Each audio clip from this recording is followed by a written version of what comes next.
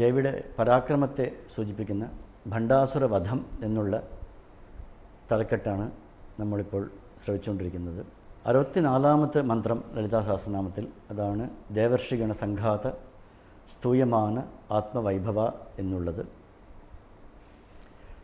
ഇതിൻ്റെ വളരെ സാമാന്യമായിട്ടുള്ള അർത്ഥം ഇങ്ങനെയാണ്: ദേവർഷിഗണങ്ങളാൽ സ്തുതിക്കപ്പെട്ട ആത്മവൈഭവത്തോടു കൂടിയവൾ എന്നാണ് അതിൻ്റെ വളരെ സാമാന്യമായിട്ടുള്ള അർത്ഥം.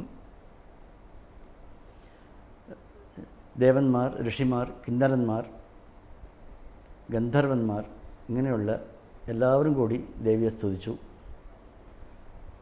അങ്ങനത്തെ ആത്മവൈഭവത്തോടു കൂടിയവൾ എന്നാണ് ഇതിൻ്റെ അർത്ഥം.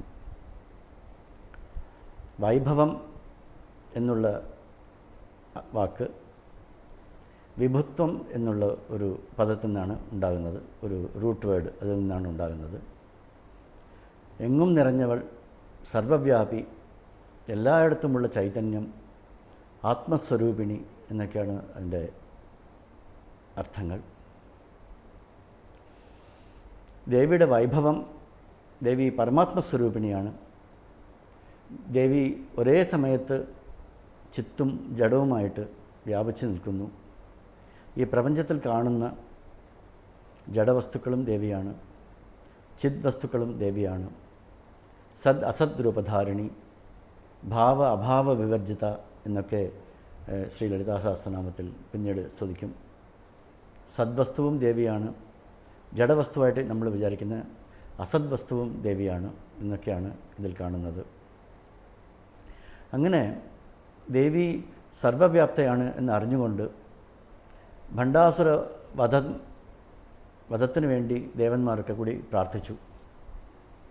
ദേവി അസുരനെ വധിച്ചു കൊള്ളാം എന്ന് പറഞ്ഞു. ആ പ്രകടനമാണ് നമ്മൾ ശ്രവിച്ചുകൊണ്ടിരിക്കുന്നത്. സാധാരണ ജ്ഞാനമാർഗത്തിൽ സഞ്ചരിക്കുന്നവരൊക്കെ അവർ പാലിക്കുന്ന നിയമങ്ങളും ഗുണങ്ങളും വേറെയാണ്. ഭക്തന്മാർ പാലിക്കുന്ന ഗുണങ്ങൾ വേറെയാണ്. ജ്ഞാനികൾ, അതുകൊണ്ടാണ് ഭഗവത്ഗീതയിൽ ഭക്തന്മാർക്ക് വേണ്ടി 36 ഗുണങ്ങളും ജ്ഞാനികൾക്ക് വേണ്ടി വേറെ ഇതിൽ നിന്നും വ്യത്യസ്തമായ ഗുണങ്ങളുമാണ് കാണിക്കുന്നത്. ഭക്തന്മാർ എപ്പോഴും ഒത്തുചേർന്നും കൂടിയും സ്തുതിച്ചും പാടിയും നൃത്തം വച്ചും, വൈഷ്ണവ സമ്പ്രദായത്തിൽ ഭഗവാൻ തൻ്റെ മുമ്പിൽ വന്നു, അദ്ദേഹത്തിൻ്റെ മുമ്പിൽ നമ്മൾ നൃത്തം വയ്ക്കുന്നത് ഒരു ഭക്തിയുടെ ഒരു അടയാളമാണ്. അതേസമയം അതിൽ നിന്നും വ്യത്യസ്തമായിട്ട് ഏകാന്തരായിട്ടും വനങ്ങളിലും പർവ്വതങ്ങളിലും ഗുഹകളിലും ഒറ്റയ്ക്കിരുന്നും നിസ്സംഗരായിട്ടും ഈ ജനനം മരണം ഇതിലൊക്കെ ദോഷങ്ങളെ കൽപ്പിക്കുന്നവരായിട്ടും ഏകാന്ത തപസ്സുകളായിട്ടാണ് ജ്ഞാനികളെ നമ്മൾ കാണുന്നത്.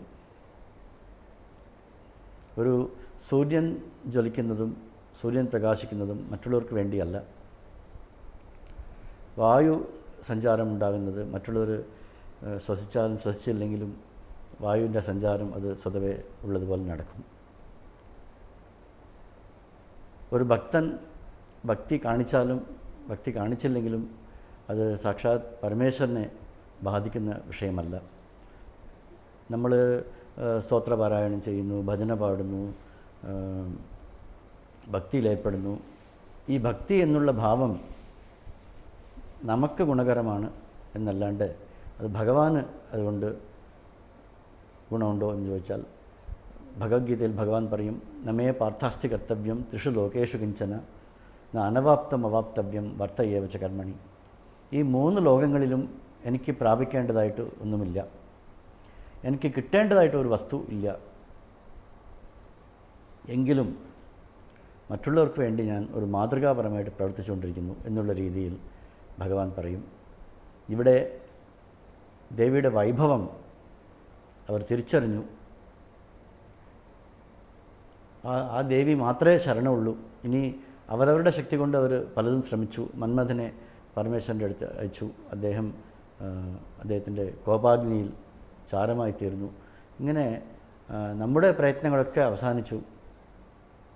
നമ്മളെക്കൊണ്ട് ഇനി ആവുന്നതല്ല, സാക്ഷാത് ജഗദംബികയാണ് നമ്മുടെ ശരണം എന്ന് അവർ ആത്മാഹുതി ചെയ്യാൻ ശ്രമിച്ചപ്പോൾ ദേവി ചിദഗ്നികുണ്ഡത്തിൽ അറിവാകുന്ന അഗ്നിയിൽ പ്രത്യക്ഷപ്പെട്ടു എന്നുള്ള ഒരു ഭാഗമാണ് ഇവിടെ കാണിക്കുന്നത്.